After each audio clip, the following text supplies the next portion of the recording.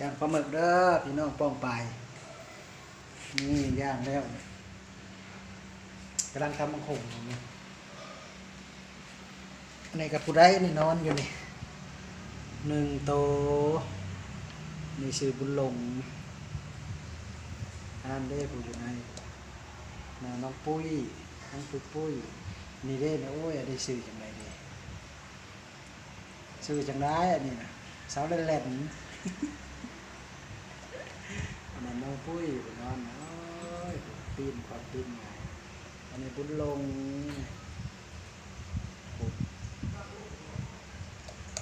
เป็นแนวจอดนะพี่น้องรถเหยียบขาหัก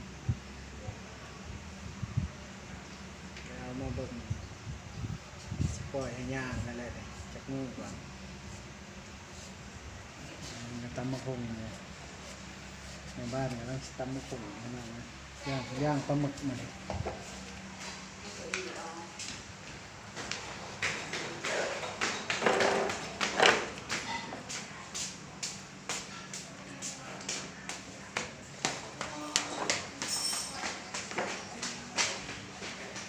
ย่างปลาหมึกนะกับข้าวแรงมัน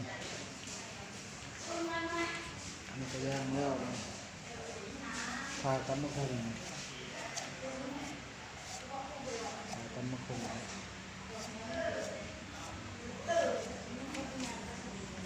เก็บกับข้าวย้ำแรงพี่น้องเอ้ย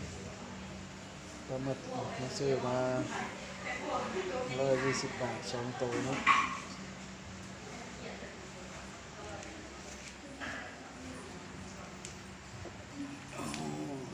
อย่างปลาหมึกของกิน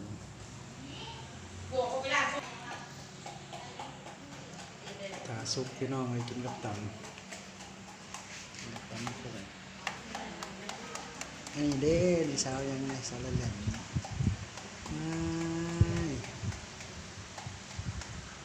เด้อันนี้คือกุ้ยอันนี้กับน้องบุญหลงครับ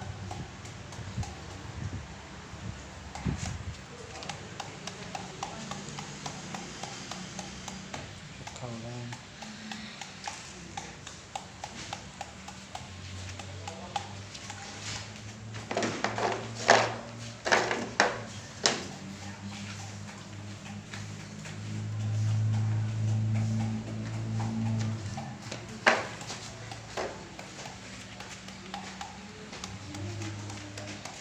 สวัสดีกล้องเลยบุญหลงสวัสดีครับบุญหลงสวัสดีกล้องหน่อ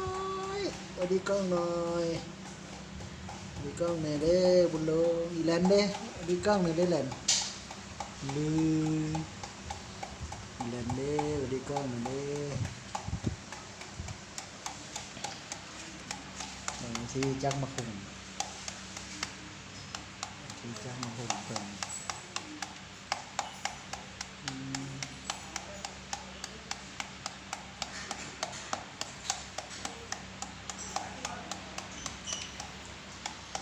ตำมะคุมกินแรงพี่น้องเอ้ยย่างตำมะ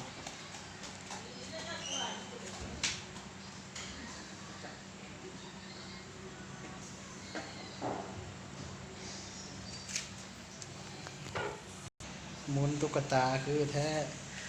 หมุนตุ๊กตาคือแท้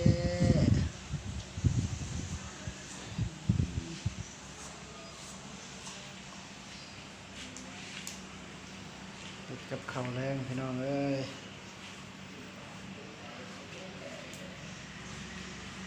แรงกับข้าวแรง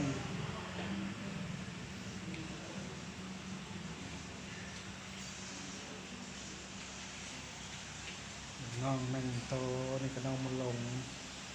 นี่ก็น้องแรมนี่ก็น้องปุ้ยนี่ได้สินี่น้องนั่นนี่หนาเด้